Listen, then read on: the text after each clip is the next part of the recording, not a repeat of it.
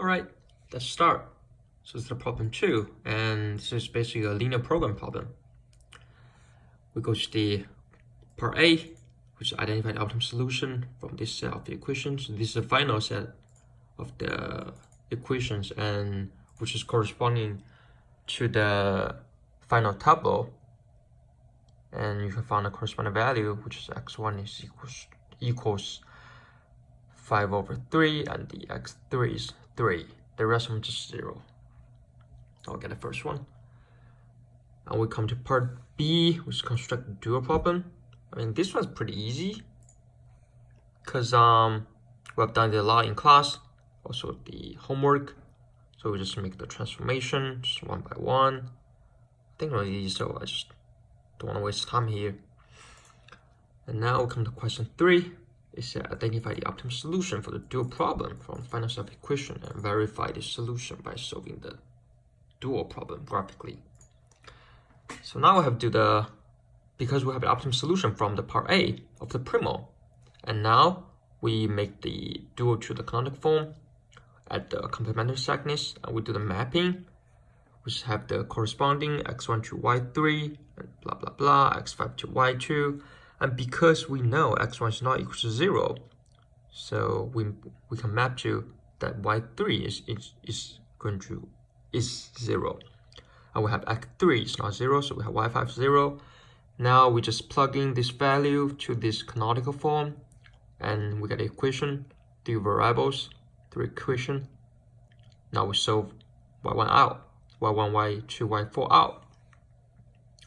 And the optimal solution of dual, we can get this. And the z star is 17. And now we go to draw the graph. Here's the graph, here's the feasible region, and we get the CPF. We calculate the z star and find the minimum one, which is going to be 1/5 and 3/5. It's going to be the optimal solution for the dual.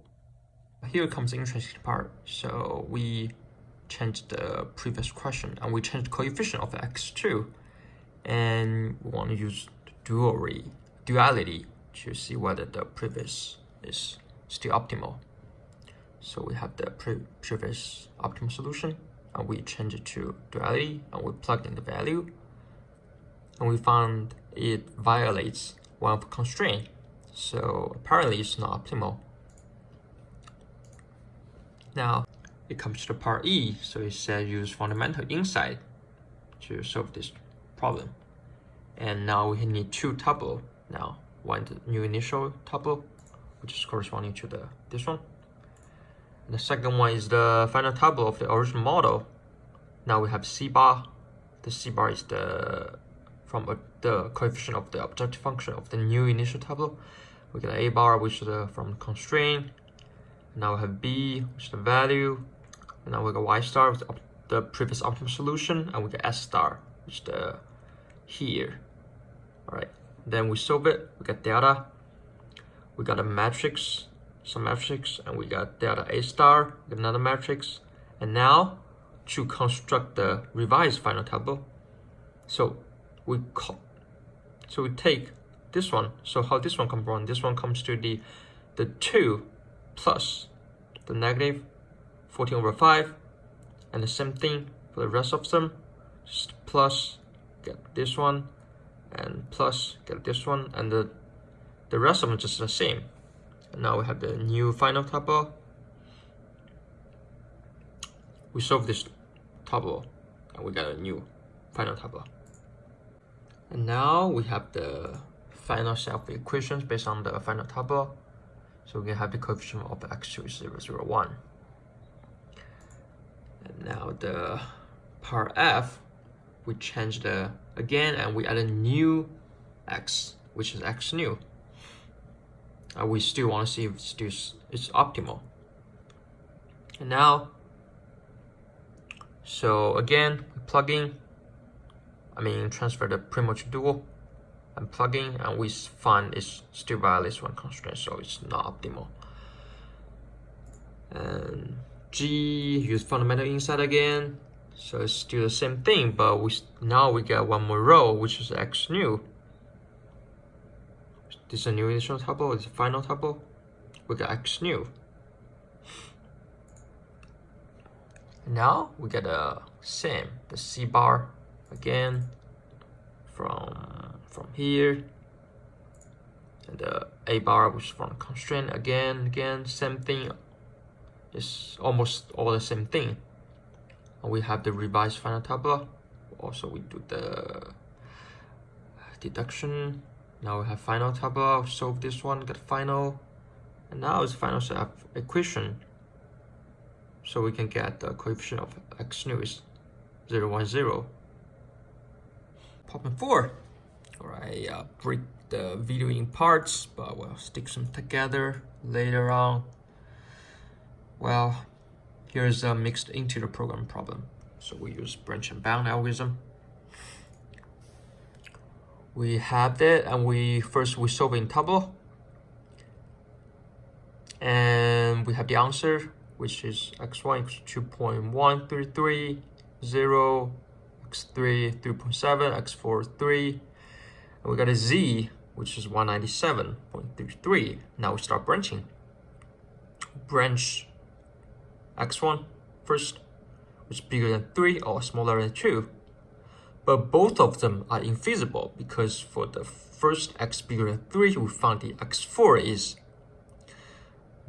is negative, and we said all of them should be positive integer, and the second same we got negative, so both of them are infeasible. And now we start branching. Now we branch again, find another value, which is x3, and we make it smaller than 3 or bigger than 4, and now we get a good value. Both of them are feasible right now. And now we take the bigger value, which is 197.14, is like 3 bigger than 4. We take that constraint, and we continue branching. Now we go to the x1 again, because it's 2.28 now, and we can take it less than 2 or bigger than 3. We keep branching again. So for less than 2, less than or equal than 2, the z is 193.33, and the one that is bigger than 3, the z is bigger, which is 186. So we take x1 bigger than 3. Okay, now the fourth time, we continue branching, because now we have the x3 again, 5.25 is not integer, so we take a less than 5 or bigger than 6. And now when it's less than 5, because when it's less than 5, we have all of them as an integer except the x4, but we said the x4 do not have to be integer, and now the z is 195, which is good. But when the x3 is bigger than 6, the solution is infeasible. So now basically we solve this problem, and so here's a step. We branch. First time I didn't write down the first time for x1 because both of them are infeasible. We branch 197, take the bigger one, x3 bigger than 4. Now branch x1 less than 2, bigger than 3. This is bigger, we take this one. The final branch less than 5, less than or equal than 5. We get all of them integer. And here comes the incumbent solution. Alright, here comes the final one, the problem 6. It's convex programming. It wants us to use KKT conditions. So the KKT basically you derive the condition from the convex programming, and you derive a lot of conditions that you can follow them step by step. You can get out the final solution. So just to briefly say it, because from 1 and 3 we'll get mu1 is not 0, because mu1 is not 0, so this part x1 plus x2 minus 2 is going to be 0, and so we get either x1 0 or this one 0. If x1 0, and we want to see if it violates any constraint, so we can get rid of that answer. So if x1 is 0, well, mu1 is -1, which is infeasible. So it have to be this one 0. And now we have x1 less than 1. So if x2 is 0, x1 is 2, it's invisible again. So now we have that 3 minus 2x2 minus mu1 is 0. And now we have mu1. We make them connected and we can solve them. We get x1 is 0.75, x2 is 1.25, and mu1 is 0.5. Now the second one, the modified simplex method. All right, the modified simplex method. So the modified simplex method is basically we add stack variables of the constraints in the KKT condition.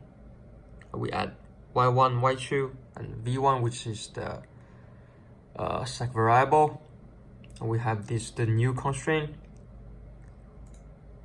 Now we modify. Now here comes the modified simplex method. We have the new objective function and constraints, and we have all this bigger than 0, and there's the additional complementary constraint, which is x1 times y1 plus x2 times y2 plus mu1 times v1 equals to 0. And now the 3 without the modified method. So the problem can derive part A. So in part A, we have the solution. We have x1, x2, and mu1, and we plug it in. We found y1 0, y2 0, also v1 0. So we'll get z1 and z2 is going to be 0.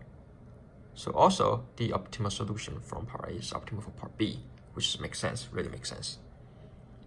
So part D, we wanna the simplex method to solve in part B.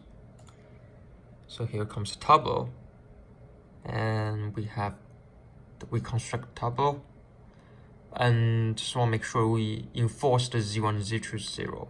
And here it comes this one comes to the constraint. So this constraint minus this constraint will get the objective function.